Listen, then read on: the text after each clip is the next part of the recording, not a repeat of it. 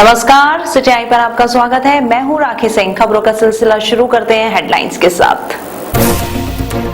Rajasthan Royals के प्रशंसकों को बड़ा झटका। आईपीएल 7 का एक भी मैच जयपुर में नहीं। मनमानी फीस वसूल नहीं सकेंगे निजी शिक्षण संस्थान, फीस निर्धारण कमेटी ने दिए निर्देश।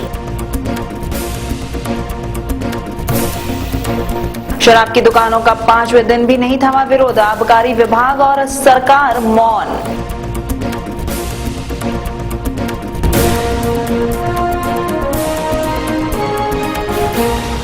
और अब खबरें विस्तार से। मनमानी फीस वसूलने पर एक बार फिर निजी शिक्षण संस्थान फीस निर्धारण समिति ने कड़ा रुख अपनाया है। पूर्व जस्टिस और कमेटी के अध्यक्ष शिव कुमार शर्मा ने शुक्रवार को बैठक ली, जिसमें शहर के कई स्कूलों के संचालक मौजूद रहे। बैठक के दौरान पूर्व जस्टिस शिव कुमार शर्मा ने लगातार फीस बढ़ोतरी पर स्कूल संचालकों को फटकार लगाई। यही नहीं, शहर की फ्रेंड्स पब्लिक स्कूल को मनमानी फीस वसूल करने पर नोटिस जारी किया गया है। साथ ही फ्रेंड्स पब्लिक स्कूल की मान्यता रद्द करने की भी हिदायत डाली है। निजी शिक्षण संस्थान फीस निर्धारण समिति के अध्यक्ष शिव कुमार शर्मा ने बताया कि प्राइवेट स्कूलों को बुक्स बेचकर कमाई करने पर भी हिदायत दी है। उधर पेरेंट्स वेलफेयर सोसाइटी के संयोजक दिनेश कांवट ने बताया कि कमेटी का गठन हुए काफी समय हो गया है, लेकिन कमेटी ने कई स्कूलों को नोटिस देने की कार्रवाई भी की है। इसके बावजूद अभी तक प्राइवेट स्कूलों की फीस वसूलने की मनमानी खत्म नहीं हुई है। ऐसे में बैठक में कमेटी की ओर से नोटिस देने के बाद तुरंत कार्रवाई को अंजाम देना चाहिए।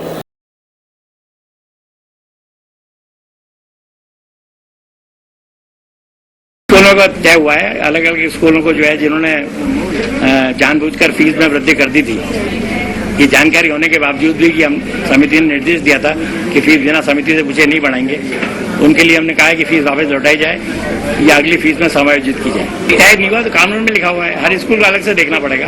अब राजस्थान में 37,500 स्कूल है, तो हर स्कूल को अलग से देखा जाएगा और फीस निर्धारित करने की प्रक्रिया प्रारंभ कर दी गई है। लेकिन आज तो शिकायतें इतनी अधिक थी कि लोग अपने बिना पूछे हुए फीस बढ़ा ली गई थी, तो हमने उसके बारे में निर्णय दिया है कि वो फीस जो है लौटा दें या अगली फीस में समायोजित करें। बिल्कुल हमारी डिमांड कुछ विशेष नहीं है, लेकिन सीधा जो फीस कमेटी गठित हुई थी, फीस कमेटी के निर्देशों के बावजूद कि कोई भी विद्यालय फीस कमेटी में अप्रूव कराए बगैर फीस में वृद्धि नहीं करेंगे। काफी विद्यालय मनमर्जी ढंग से फीस में वृद्धि कर रहे थे। अभिभावक उनके खिलाफ अगर उनके पास कोई बातचीत करने जा रहे थे तो उन पर आपराधिक मुकदमे दर्ज करवा रहे थे और उनको बच्चों के निष्कासन तक की कार्रवाई की गई थी। वैशाली निगम जो डिफेंस पब्लिक स्कूल है, उसने 5 बच्चों को निष्कासित कर दिया क्योंकि उनके पेरेंट्स ने फीस के ऊपर उनसे जवाब मांगा था। तो आज यहाँ फीस कमेटी ने उनको कॉल किया था। उधर निजी शिक्षण संस्थान फीस निर्धारण समिति के फैसले से प्राइवेट स्कूल संचालकों ने नाराजगी जताई है। स्कूल संचालकों का कहना है कि महंगाई के साथ साथ शिक्षकों का वेतन भी बढ़ रहा है। ऐसे में स्कूल की फीस को बढ़ाना आवश्यक है। स्कूल संचालकों ने कहा है कि निजी शिक्षण संस्थान फीस निर्धारण समिति ने अभी तक कोई फीस निर्धारित नहीं की है। ऐसे में स्कूलों ने अपनी फीस में बढ़ोतरी नहीं की है। उधर निजी शिक्षण संस्थान फीस निर्धारण समिति के फैसले से पहली बार प्राइवेट स्कूलों पर कार्रवाई करने से पेरेंट्स ने खुशी व्यक्त की है।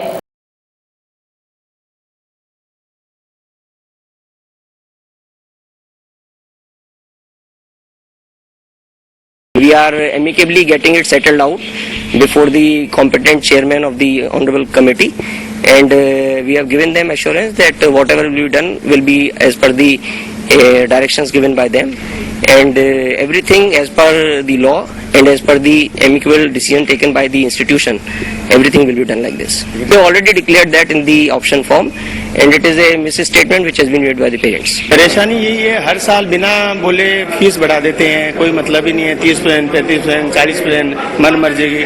एक ये जो एनुअल फीस लग रही है, हर साल क्यों लग रही है, ये समझ में नहीं आ रही। जब हम एडमिशन ले रहे हैं उसी समय हम लोग क्वेश्चन फीस सब दे रहे हैं, उसके बाद हर साल एनुअल फीस क्यों बढ़ा रहे हैं? और फीस बढ़ानी है तो 3 साल का एक क्राइटेरिया होना चाहिए कि 3 साल से हम भी 5% बढ़ा दे रहे हैं। मन मर्जी 30%, 35% बढ़ा रहे हैं। आरसीए के चुनाव में नरेंद्र मोदी के भाग लेने के कारण हुए बीसीसीआई के श्रीनिवासन ने जयपुर में आईपीएल के होने वाले मैच पर रोक लगा दी है। गौरतलब है कि इसका कारण आरसीए और बीसीसीआई में आपसी मतभेद बताए जा रहे हैं जो नरेंद्र मोदी को लेकर हुए थे। जयपुर के प्रशंसकों को इस बार निराशा हाथ लगेगी, क्योंकि खबर है कि सवाई मानसिंह स्टेडियम में होने वाले मैच अब अहमदाबाद में आयोजित किए जाएंगे।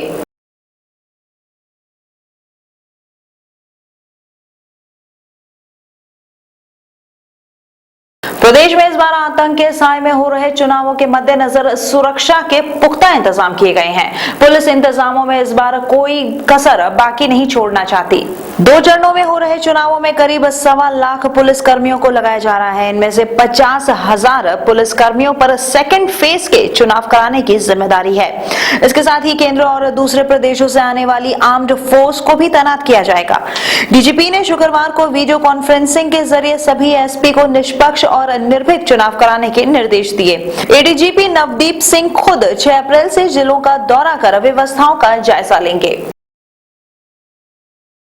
करीब 75,000 से ज्यादा पुलिसकर्मी किसी न किसी रूप में व्यवस्था संपन्न कराते मिलेंगे। दूसरा चरण जो होएगा, जो सिर्फ 7 जिलों में ही हो रहा है, बेसिकली उसमें 6 ही जिले हैं, जयपुर रूरल की 2 ही कॉन्स्टिट्यूंसीज आती हैं, तो उसमें करीब 50,000 से ज्यादा कर्मचारी ये व्यवस्था को संपन्न कराते हुए आपको मिलेंगे। वीडियो कॉन्फ्रेंसिंग के अंदर कुछ हमारे आंतरिक प्रशासन के मुद्दे थे, हमारे क्राइम प्रबंधन के मुद्दे थे, उसके अलावा इलेक्शन से संबंधित भी उनको बताया गया कि क्या व्यवस्था की जा रही है और बाहर से बहुत भारी तादाद में फोर्सेस इधर से उधर जाएंगी। उनके खाने पीने, रहने, आवास की, उनकी मोबिलिटी की, कम्युनिकेशन की और लीडरशिप के विभिन्न अन्य आयाम होते हैं, उनके बारे में चर्चा की गई। शहर में सड़क दुर्घटनाओं में इस साल अब तक दुपहिया वाहनों पर सवार 16 लोगों की मौत हेलमेट नहीं लगाने के कारण हो गई। वहीं करीब 77 से अधिक दुपहिया वाहन चालक गंभीर रूप से घायल हो गए। डीसीपी लवली कटियार ने बताया कि हेलमेट नहीं लगाने के कारण हुई मौत को कम किया जा सकता है। कई दुर्घटनाओं में हेलमेट अच्छी क्वालिटी के नहीं थे, वहीं कुछ ने हेलमेट की स्ट्रैप नहीं बांधी थी। इस कारण दुर्घटना के समय हेलमेट उछलकर दूर जा गिरा, जिससे ड्राइवर की मौके पर ही मौत हो गई। जनता को इस बारे में जागरूक किया जा सके कि जब वो सड़क पर चलते हैं या वाहन चलाते हैं तो उनकी दूसरों के प्रति भी कुछ रिस्पॉन्सिबिलिटी होती है। उस उत्तरदायित्व को साझा शेयर करने के लिए एक पहल थी, वो पिछला वीडियो जो हमारा था। आज का जो वीडियो है ये उसी श्रृंखला में दूसरी कड़ी है। आज के वीडियो के जरिए हमने ये बताने की कोशिश की है कि जहाँ तक संभव हो ये कोशिश करनी चाहिए हमें कि हम अपनी जान की सुरक्षा के साथ साथ दूसरे की जान की सुरक्षा का ध्यान भी रखें। इस वीडियो में हमने जो आवाज दिलवाई है और जो बातें बताने की कोशिश की है, उन सब का उद्देश्य मात्र ये है कि जनता तक ये मैसेज पहुंच पाए कि जयपुर ट्रैफिक पुलिस का जो उत्तरदायित्व है उसमें यकीनन हम खरे उतरेंगे, पर जनता का दूसरे लोगों की सुरक्षा के लिए जब वो वाहन सड़कों पर चला रहे हैं तो जो उत्तरदायित्व है उससे वो पीछे ना हटे। वाहन चलाते वक्त यातायात नियमों का पालन करें और सुनिश्चित करें कि उनकी वजह से किसी और की जान खतरे में ना पड़े। आबकारी विभाग और स्थानीय प्रशासन की मिलीभगत से शहर भर में शराब की नई दुकानों के खिलाफ आंदोलन हो रहे हैं। प्रतापनगर टॉप रोड स्थित कृष्णा विहार कॉलोनी के निवासियों ने शराब की दुकान को लेकर सबसे पहले आवाज बुलंद की थी। इन लोगों का धरना शुक्रवार को लगातार 5वें दिन भी जारी रहा। लोगों का आरोप है कि कानून कायदों को ताक में रखकर शराब की दुकानें खोली जा रही हैं।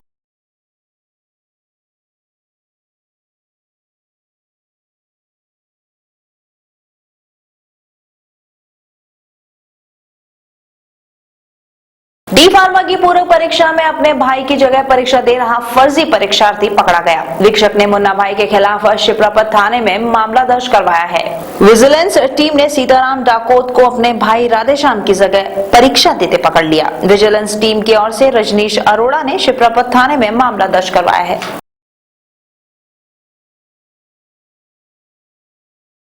राजस्थान विज्ञान विश्वविद्यालय ने मुझे एज ए ऑब्जर्वर अपॉइंट किया है, तो हमने जब ये देखा कि इन्विजिलेशन के दौरान में एक मिस्टर सीताराम डाकोत नाम का व्यक्ति है, इसकी फ़ोटो दूसरी पाई गई, इसकी जगह कोई दूसरा छात्र परीक्षा दे रहा था, तो तुरंत इस छात्र से कार्रवाई करने पूछा गया तो इसने कहा कि मैं सीताराम डाकोत ही हूँ। फिर बाद में हमने एपेक्स कॉलेज के प्रिंसिपल से बात की और उनसे बात करके इससे वेरीफाई करने की कोशिश की कि ये विद्यार्थी वही है क्या दूसरा है, तो उन्होंने आके भी वेरीफाई किया कि ये एपेक्स कॉलेज का विद्यार्थी नहीं है, और ये इसका भाई इसकी जगह इसकी परीक्षा दे रहा है। ट्रैफिक पुलिस ने शहर में कई सालों बाद नए सिरे से ट्रैफिक वार्डन की भर्ती शुरू कर दी है। इसके लिए आवेदन फॉर्म पुलिस कंट्रोल रूम से लिए जा सकते हैं। डीसीपी ट्रैफिक लवली कटिया ने बताया कि काफी लंबे समय से बने हुए ट्रैफिक वार्डन काम नहीं कर रहे थे, ऐसे में इन्हें रिव्यू किया जा रहा है। अपनी सेवाएं नहीं दे रहे वार्डन को हटाने के साथ ही नए वार्डन भी बनाए जा रहे हैं। ट्रैफिक व्यवस्था संभालने में अभी 177 वार्डन बने हुए हैं। पुलिस की ये कवायद इस संख्या को बढ़ाने के लिए है। 1998 से लेकर के आज तक 177 ट्रैफिक वार्डन्स लगे हुए हैं। मैं आपके चैनल के माध्यम से ये अपील करना चाहती हूँ ट्रैफिक पुलिस जयपुर की तरफ से जनता से कि वो ज्यादा से ज्यादा संख्या में ट्रैफिक पुलिस से जुड़े और ट्रैफिक वार्डन्स बन के हमें जयपुर की जनता को सुगम और बाधा रहित यातायात व्यवस्था सुनिश्चित कराने में सहयोग करें। ट्रैफिक वार्डन बनने के लिए उन्हें यादगार में आकर के डीसीपी ट्रैफिक के ऑफिस से एक फॉर्म जो उन्हें उपलब्ध करा दिया जाएगा उसे भरना है।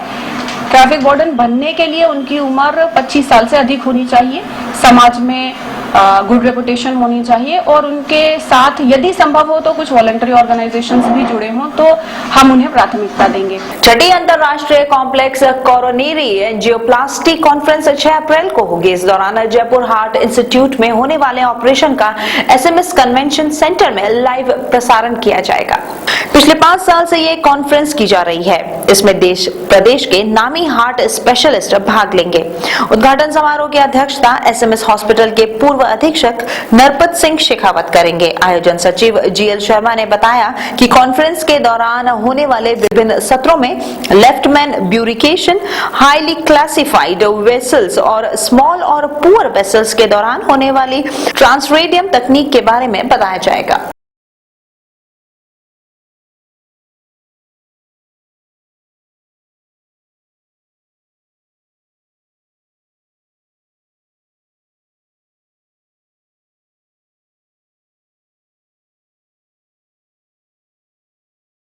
इस कॉन्फ्रेंस का मुख्य थीम जो है प्रिवेंटिव कार्डियोलॉजी पे है और प्रिवेंशन के साथ साथ हार्ट अटैक पे भी है। इस पे प्रिवेंटिव कार्डियोलॉजी में हमारा ये कि हार्ट अटैक से कैसे बचा जाए। हार्ट अटैक आने के बाद में तो हम इलाज करते ही करते हैं, लेकिन एक इम्पोर्टेंट सेशन प्रिवेंटिव कार्डियोलॉजी के लिए भी हार्ट अटैक आने से पहले उसको कैसे रोका जाए। अटैक की पहचान के लिए सबसे जो कॉमन सिम्टम होता है वो छाती में दर्द का होना होता है। छाती में दर्द एसिडिटी की वजह से भी हो सकता है, मांसपेशी का भी हो सकता है, लेकिन जब भी किसी को छाती में दर्द हो तो उसको हल्के में नहीं लें, नियर बाई कार्डियोलॉजिस्ट को दिखाएं, ईसीजी करवाएं और अगर आपको डाउट है तो 325 मिलीग्राम की एक डिस्प्रिन की गोली घोल के पी लें। ये मेरा राजस्थान की जनता को संदेश है। इससे हार्ट अटैक पे काफी कंट्रोल पाया जा सकता है। राजस्थान यूनिवर्सिटी में विजन डॉक्यूमेंट कमेटी की बैठक हुई, जिसमें राजस्थान यूनिवर्सिटी के विकास कार्यों को लेकर विजन डॉक्यूमेंट कमेटी की बैठक में प्रस्ताव तैयार किए गए। बैठक में पहली बार स्टूडेंट्स को क्लास तक लाने के लिए प्रस्ताव पर चर्चा की गई। साथ ही बैठक में आगामी वर्षों के लिए यूनिवर्सिटी बनाए जाने वाले विकास कार्यों के लिए प्रस्ताव तैयार किए गए। गौरतलब है कि गुरुवार को हुई विजन डॉक्यूमेंट कमेटी की बैठक में शिक्षकों ने कुलपति के कई प्रस्तावों पर नाराजगी जताई थी। साथ ही शिक्षण कार्य छुड़वाकर बैठक में बुलाने पर भी शिक्षकों ने आपत्ति जताई थी।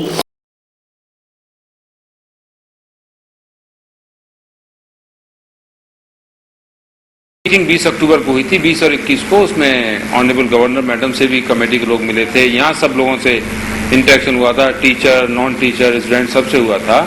फिर कुछ टास्क फोर्स बनी थी हमारी यहाँ पर, उन्होंने अपना ग्राउंड वर्क किया। आज सुबह से वो टास्क फोर्स ने अपने प्रेजेंटेशंस किए कमेटी के सामने।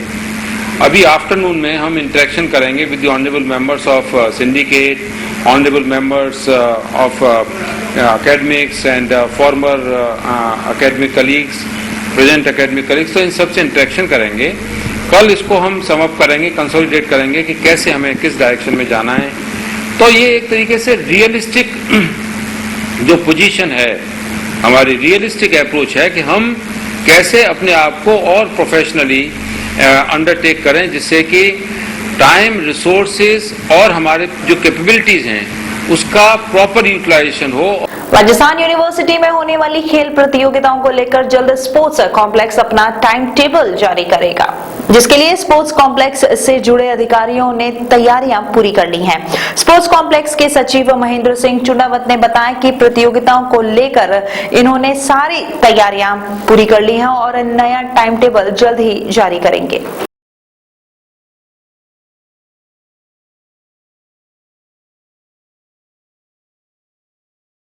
ये हमेशा मतलब जुलाई के फर्स्ट वीक में जारी हो जाता है। जो भी अपने राजस्थान विश्वविद्यालय के इंटर कॉलेज टूर्नामेंट्स होते हैं तो ये जून के लास्ट वीक या जुलाई के फर्स्ट वीक में जारी हो जाता है। जारी होकर के सभी कॉलेजेस को दिया जाता है ताकि राजस्थान विश्वविद्यालय के अंतर्गत आने वाले सभी कॉलेजेस अपने अपने इंटर कॉलेज कंडक्ट करा सकें। भाजपा में इन दिनों अन्य दलों से आने वालों का सिलसिला बढ़ता जा रहा है। शुक्रवार को पूर्व पुलिस अधिकारी लक्ष्मण सांखला ने भाजपा की सदस्यता ग्रहण की। प्रदेश अध्यक्ष अशोक परनामी की मौजूदगी में सांखला ने बहुजन समाज पार्टी का दामन छोड़कर भाजपा की सदस्यता ग्रहण की। सांखला ने बताया कि वे नरेंद्र मोदी और मुख्यमंत्री वसुंधरा राजे के व्यक्तित्व से प्रभावित होकर भाजपा में शामिल हो रहे हैं। उधर बसपा छोड़ने के सवाल पर सांखला ने कहा कि बसपा भी दलितों के हितों के लिए अच्छी पार्टी है, लेकिन वे बसपा के मुकाबले भाजपा को ज्यादा बेहतर मानती हैं। ऐसे में भाजपा में वे शामिल हुए हैं।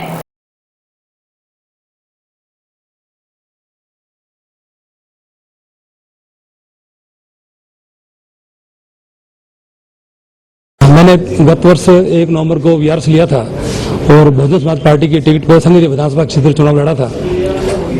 अभी वर्तमान में सारी परिप्रेक्ष्य में देखते हुए राष्ट्र को राज्य को एक बहुत मजबूत एक सुरक्षा की आवश्यकता है। तो राजस्थान राज्य को तो एक समर्थक नीतियां हैं, लेकिन उस नीतियों के साथ कई ऐसी चीजें हैं जो राजस्थान के परिप्रेक्ष्य में, राजस्थान के संदर्भ में जनता इसके लिए अभी तैयार नहीं है। लोकसभा चुनाव के नजदीक आते आते भाजपा और कांग्रेस में जुबानी जंग तेज हो गई है। भाजपा के प्रदेश अध्यक्ष अशोक परनामी ने पूर्व मुख्यमंत्री अशोक गहलोत के इस बयान को हास्यास्पद करार दिया है, जिसमें उन्होंने भाजपा पर झूठ बोलकर जनता को गुमराह करने का आरोप लगाया था। परनामी ने सवाल किया है कि गहलोत जनता को इतना ना समझते हैं कि वो नासमझी में सारे फैसले कर लेती है और कोई भी उन्हें बरगला सकता है। परनामी ने कहा कि गहलोत का ये बयान मतदाताओं का तिरस्कार है। भाजपा प्रदेश कार्यालय में आयोजित प्रेस वार्ता में उन्होंने कहा कि प्रदेश के मतदाताओं ने वसुंधरा राजे के पहले कार्यकाल में हुए कामों को भी देखा और गहलोत के 5 साल के राज को भी महसूस किया। गहलोत ने जिस तरह 5 साल में घोषणाओं का तो अंबार लगा दिया था, लेकिन क्रियान्विति के नाम पर क्या किया जिससे आम आदमी का भला हुआ, ये उन्होंने विधानसभा चुनावों में भाजपा को प्रचंड बहुमत देकर सिद्ध कर दिया है। अब भी गहलोत प्रदेश कांग्रेस के अध्यक्ष तथा कांग्रेस के बड़े नेता जिस तरह बयानबाजी कर जनता को भ्रमित करने का प्रयास कर रहे हैं, उससे तो लगता है कि कांग्रेस के नेताओं ने अभी तक विधानसभा चुनावों की हार से सबक नहीं लिया है। पहले ही कह दिया था कि राजेश पायलट जी, सचिन पायलट जी प्रदेश के अध्यक्ष बन के आए हैं। अजमेर से चुनाव लड़ रहे हैं और चुनाव लड़ने के साथ साथ यहां के अपने राजस्थान प्रदेश के जितने भी दिग्गज नेता हैं उनको भी ठंडे बस्ते में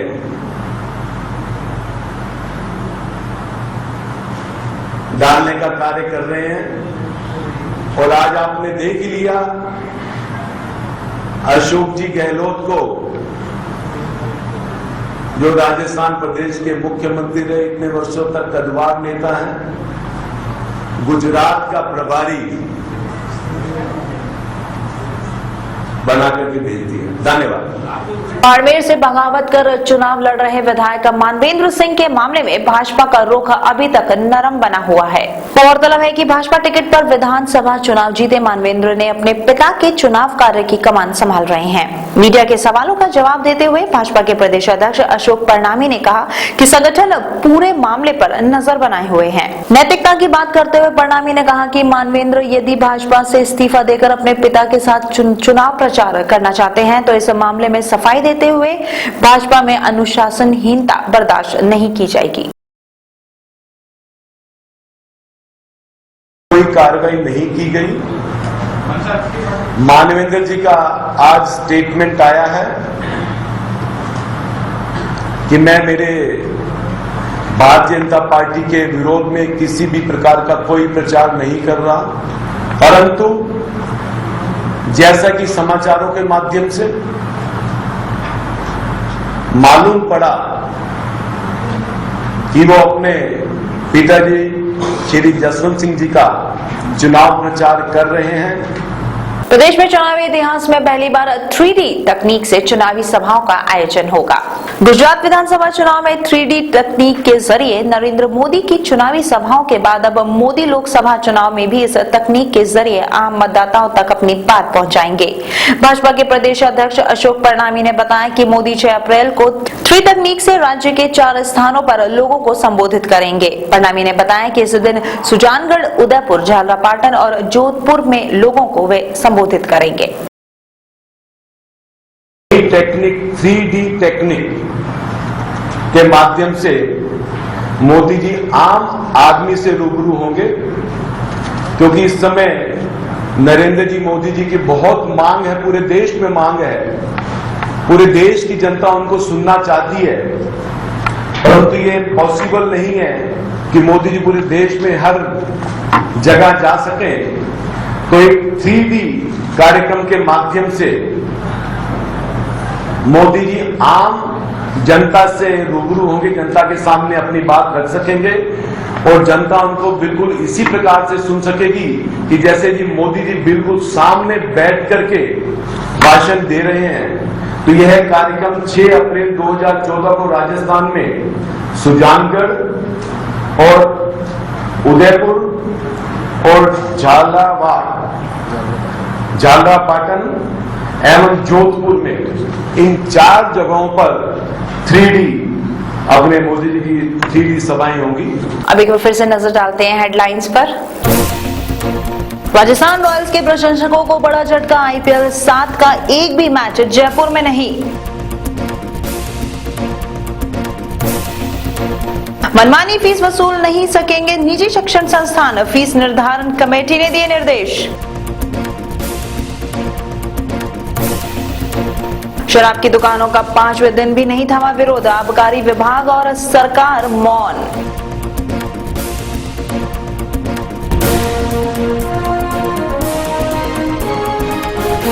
खबरों का सिलसिला बना रहेगा, आप देखते रहिए शहर की हर खबर सिटी आई पर।